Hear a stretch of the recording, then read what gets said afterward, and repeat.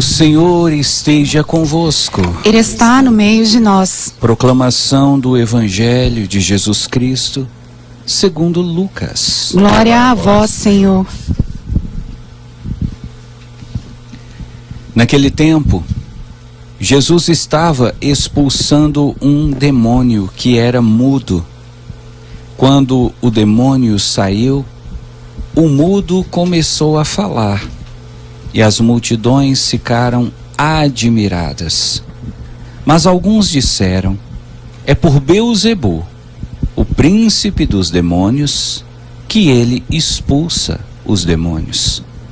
Outros, para tentar Jesus, pediam-lhe um sinal do céu. Mas conhecendo seus pensamentos, Jesus disse-lhes: todo reino dividido contra si mesmo será destruído, e cairá uma casa por cima da outra. Ora, se até Satanás está dividido contra si mesmo, como poderá sobreviver o seu reino? Vós dizeis que é por Beelzebu que eu expulso os demônios. Se é por meio de Beelzebu que eu expulso os demônios, vossos filhos os expulsam por meio de quem? Por isso, eles mesmos serão vossos juízes. Mas, se é pelo dedo de Deus que eu expulso os demônios, então chegou para vós o reino de Deus. Quando um homem forte e bem armado guarda a própria casa, seus bens estão seguros. Mas quando chega um homem mais forte do que ele, vence-o, arranca-lhe a armadura na qual ele confiava e reparte o que roubou. Quem não está comigo, está contra mim. E quem não recolhe comigo, se espalha. Palavra da salvação. Glória a vós, Senhor. Prezados irmãos, prezadas irmãs, prezados ouvintes e internautas, nesta quinta-feira, dia 7 de março, nós estamos celebrando a terceira semana do tempo da Quaresma. E hoje, tendo em vista que o Evangelho que acabamos de proclamar já foi comentado e refletido durante o programa Mensagens de Fé, que muitos de vocês acompanham todos os dias, se não muitas vezes, e talvez ao acompanhar o programa de hoje você já tenha tido uma noção pelo menos aproximada da mensagem que o texto vem nos trazer. Fica mais fácil então de escolher para a nossa reflexão a primeira leitura, que traz, aliás, uma mensagem que merece a nossa atenção. Não só pelo fato de que essa primeira leitura ela se repete muito pouco durante o ano litúrgico, quanto também pela mensagem, quanto também pelo conteúdo do texto de hoje. Só para que você possa se situar, e caso você queira depois pegar a sua Bíblia e procurar esse texto e aprofundar na leitura, na reflexão, vou citar para você onde esse texto se encontra. Ele está em Jeremias capítulo 7. E nós vamos focar basicamente no versículo 28 do capítulo 7. Então, caso você esteja perguntando, mas padre, onde eu vou achar na Bíblia o texto que o senhor vai refletir? Jeremias 7, 28. Jeremias 7, 28. Vou ler para você o que diz esse versículo. Deus pedindo Jeremias para anunciar ao povo de Israel a seguinte frase, a seguinte mensagem. Dirás então, ou seja, Jeremias deverá dizer para o povo de Israel: esta é a nação que não escutou a voz do Senhor, seu Deus. Esta é a nação que não aceitou correção. Sua fé morreu, foi arrancada de sua boca. Vou repetir o texto e você já vai deixando essas palavras caírem no seu coração como sementinhas que caem na terra. Dirás então: esta é a nação que não escutou a voz do Senhor, seu Deus, e não aceitou correção. Sua fé morreu, foi arrancada de sua boca. O que me chama a atenção e deve também chamar sua atenção nesse versículo, Jeremias 7, 28. O fato de que Jeremias aqui foi chamado por Deus para anunciar, para proclamar a morte da fé de Israel. E aqui nós começamos então a fazer alguns questionamentos. É possível falar da morte da fé? É possível falar que a fé morre? Se a fé morre, a fé também nasce? O que seria a morte da fé? Para a gente poder conversar sobre isso, nós vamos precisar de mergulhar na simbologia da palavra morte, da palavra nascimento. O nascimento é o evento que nos traz a vida. A morte é o evento que encerra a nossa vida aqui na Terra. Então, em geral, quando nós falamos de morte, nós estamos falando de coisas que acabaram. Por exemplo, se você diz assim: a nossa amizade morreu. Você está dizendo: a nossa amizade acabou, a nossa amizade não existe mais. Se você que namora, se você que é casado, casada, noivo, noiva, diz assim: o meu amor por você morreu. Você está dizendo que você tinha um amor e que esse amor deixou de existir.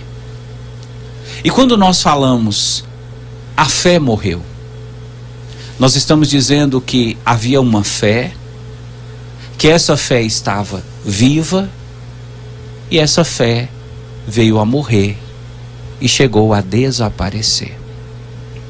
E aí você começa a perceber então que a fé é como aquela plantinha que você precisa de cuidar para que ela permaneça viva. Se você não cuida da fé, se você não alimenta a fé, ela morre, como tudo nesse mundo, como os animais, como os seres humanos, como as plantas, como os vegetais, também morrem. Esse texto vem nos mostrar que a fé, ela passa pelos mesmos processos que nós passamos: nascimento, crescimento, amadurecimento, envelhecimento e morte. Aí você está dizendo: padre, o senhor está querendo dizer que todos nós que temos fé, nós vamos passar por essas fases da fé, a fé que nasce, a fé que cresce, a fé que amadurece, a fé que envelhece e morre? Não, nem todos. Aqui está a grande beleza da fé.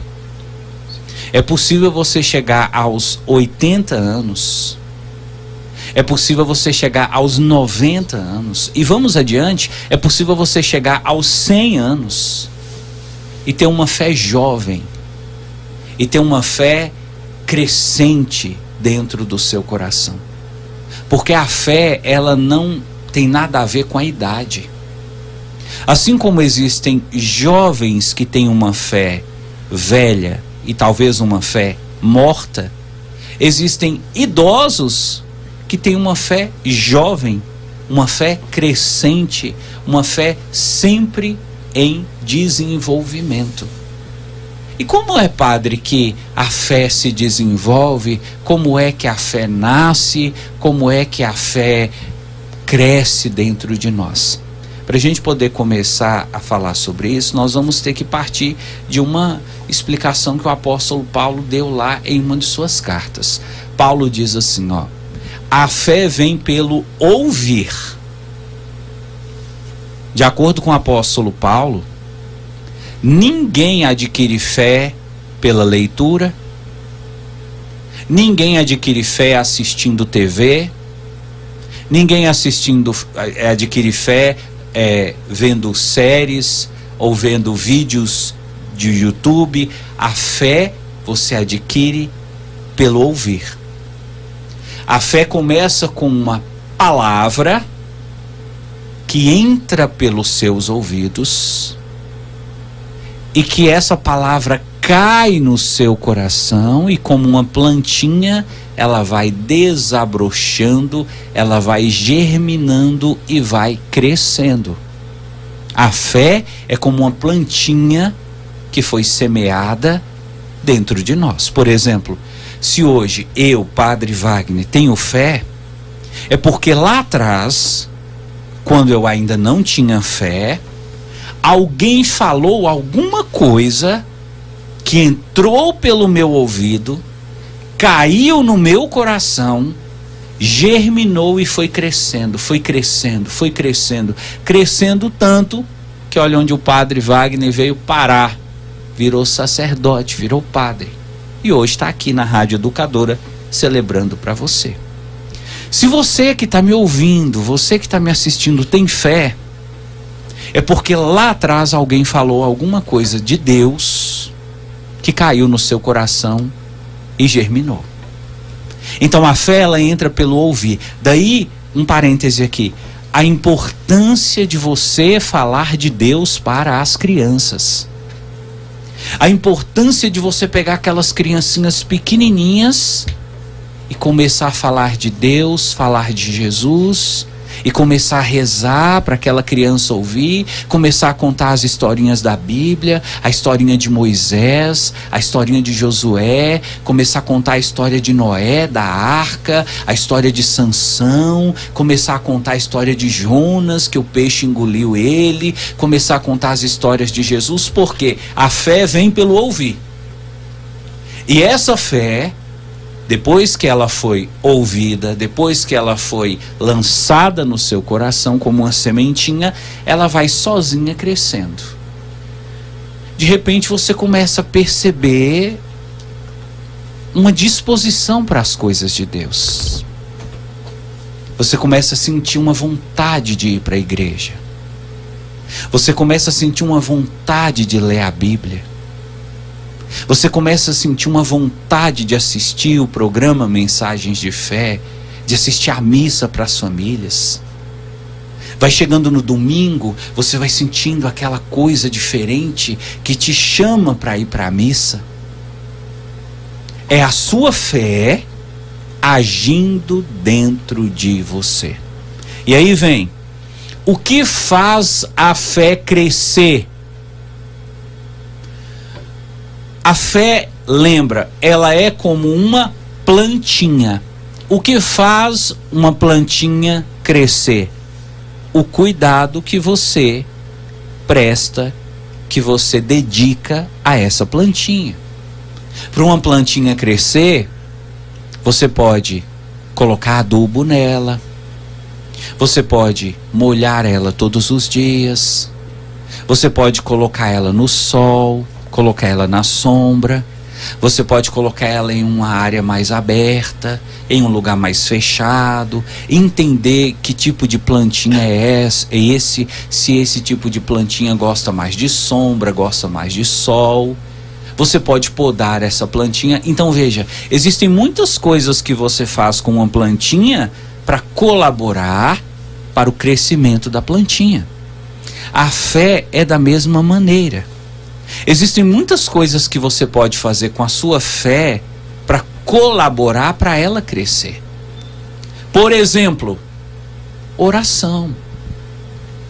A cada vez que você reza, a cada vez que você fecha a porta do seu quarto, pega seu terço, pega sua Bíblia e vai rezar, você está como que regando a plantinha da sua fé. E ela vai crescer. A penitência. Quando você faz jejum, quando você faz alguma penitência. Quantas pessoas agora na quaresma estão fazendo a penitência de não comer doce, pessoas estão fazendo penitência de não comer carne, abstinência de carne, e essas penitências, assim como o jejum, colaboram para o crescimento da nossa fé. Outra coisa que a igreja vem propor para nós: caridade. Eu não sei se você já parou para pensar, mas quando você faz caridade, quando você doa algo de material para alguém, você está fazendo a sua fé crescer. Você está aumentando sua fé. Mas o texto vem falar de outras coisas que também colaboram para o crescimento da fé ou para a morte da fé, que é onde nós vamos chegar. Já estamos quase chegando nesse termo, morte da fé. O texto vem dizer o seguinte: a fé, ela não vai conseguir sobreviver se você não tiver obediência a Deus. Então veja, nós temos os 10 mandamentos. 4º mandamento: honra teu pai e tua mãe. Se você briga com seu pai, xinga sua mãe, se você desrespeita seu pai e sua mãe, você está como que tirando da sua fé a vitalidade que ela precisa para crescer. Olha que loucura isso, Dona Maria. Desrespeitar o pai, desrespeitar a mãe, prejudica a sua fé. Aí você vê lá, 6º mandamento: não pecar contra a castidade. Se você tem hábitos que levam você a usar do seu corpo, da sua sexualidade de maneira desordenada, isso de alguma maneira vai atrapalhar a sua fé. Sua fé vai deixar de crescer, talvez a sua fé comece a adoecer.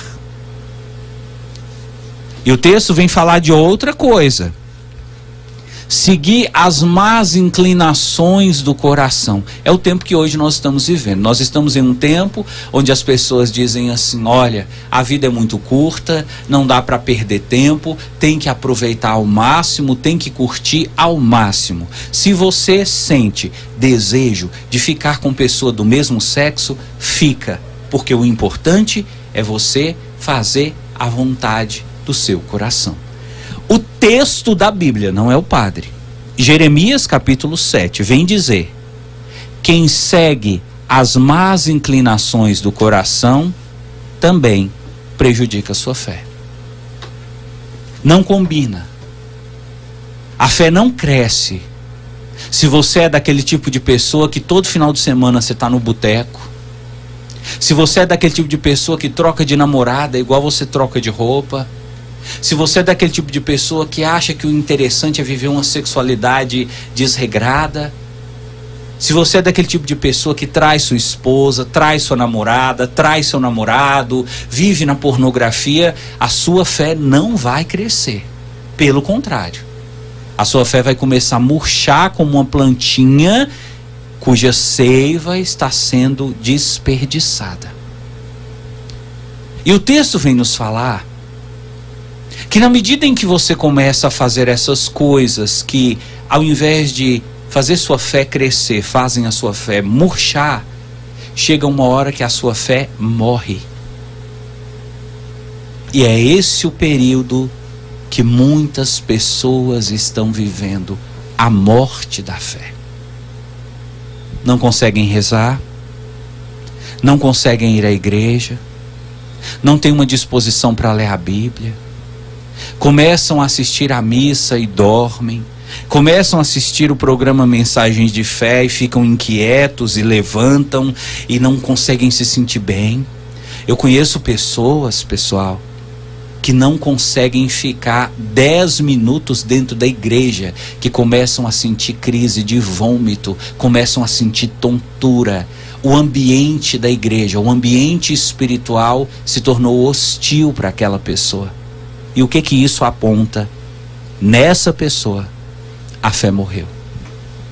Ô padre, qual a consequência da morte da fé? Existe uma passagem na Bíblia também, uma das cartas de Paulo que diz assim: sem fé é impossível agradar a Deus. Nós só podemos agradar a Deus mediante a fé. Se você não tem fé, então seu relacionamento com Deus deixou de existir. A morte da fé, ela representa a eterna inimizade com Deus. É como se você... Eu vou usar uma comparação, espero que você entenda, tá bom? Se a sua fé morreu, é como se você tivesse bloqueado Deus no seu WhatsApp. Você manda uma mensagem para Deus, Deus não recebe. Deus manda uma mensagem para você, você não recebe. A morte da fé é semelhante ao bloqueio do WhatsApp. Você perde todo o contato com Deus. Deus perde todo o contato com você. Porque Deus age na nossa vida através da nossa fé. Nós nos comunicamos com Deus através da fé. Se a sua fé morreu, então não tem comunicação com Deus. Agora, sabe qual é o mais grave? É que a morte da fé representa, acima de tudo, a perda da salvação. Porque também o apóstolo Paulo diz: nós somos salvos pela fé. Está na carta aos Romanos. É pela fé que nós somos salvos. Nós somos salvos, e se você for salvo, você será salvo pela sua fé. Não tem como entrar no céu se você não tem fé. Agora, se a sua fé morreu, ela deixou de existir, concorda comigo? Se ela deixou de existir, então você não tem fé. E se você não tem fé, a sua chance de ir para o céu é zero. Olha a gravidade disso que Jeremias está denunciando aqui. Jeremias, há 500 anos antes de Jesus nascer, anunciava que ia chegar um tempo onde a fé das pessoas iria morrer. Agora veja comigo se esse não é o tempo que nós estamos vivendo. Veja comigo se não é isso que está acontecendo nas faculdades. Veja comigo se não é isso que está acontecendo com os jovens. Veja comigo se não é isso que está acontecendo até mesmo em relação às famílias. Pais e mães que não querem mais educar seus filhos na fé. Pais e mães que dizem assim: eu não vou batizar meu filho, eu vou deixar meu filho crescer, quando ele tiver consciência, ele vai escolher qual igreja ele quer. E aí a criança cresce sem fé. Se ela cresce sem fé, depois que está crescida, muitas vezes ela já não tem mais interesse pela fé. Que esse evangelho, ou melhor, que essa leitura, da primeira leitura de hoje, possa servir para você como um alerta, para nunca deixar a sua fé morrer. Olha, meu irmão, tudo nesse mundo você vai perder. Tudo nesse mundo a morte rouba de você. A morte rouba sua vida, a morte rouba seu dinheiro, a morte rouba seus bens, seu curso superior, seu diploma, seu status. A morte rouba tudo, mas tem uma coisa que a morte não toca: a sua fé. Então invista na sua fé, e nem a morte poderá roubar isso de você.